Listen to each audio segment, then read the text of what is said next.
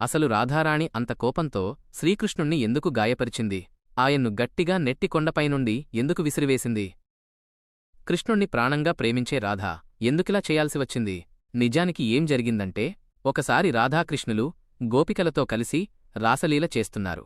అప్పుడు కృష్ణుడు ఒక ఆట ఆడదామని, రాధా, నీ కళ్లకు గంతలు కడతాను, నువ్వు నీ అచంచలమైన ప్రేమతో నన్ను వెతికి పట్టుకోవాలి అని అన్నాడు. అయితే సరిగ్గా అదే సమయానికి కప్తాసురుడు అనే మాయావి అక్కడికి వచ్చాడు. వాడు కృష్ణుడితో ఒక పందెం వేశాడు.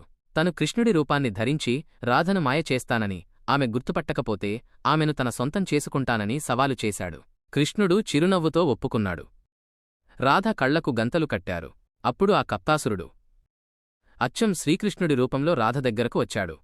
కాని రాధారాణి కంకణంలోనూ ఆమె ప్రతి శ్వాసలోనూ కృష్ణుడే ఉన్నాడు.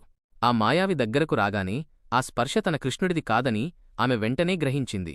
వచ్చినవాడు మోసకారి అని తెలియడంతో రాధారాణి ఉగ్రరూపం దాల్చి ఆ రాక్షసుడిని బలంగా నెట్టి కొండపైనుండి కిందకు విసిరేసి వాడికి ముగింపు పలికింది. అందుకే రాధారాణి అలా చేయాల్సి వచ్చింది. అది కృష్ణుడు కాదు, కృష్ణుడి వేషంలో ఉన్న రాక్షసుడు. ఆధ్యాత్మిక కథల కోసం దయచేసి మా ఛానల్ని సబ్స్క్రైబ్ చేసుకోండి.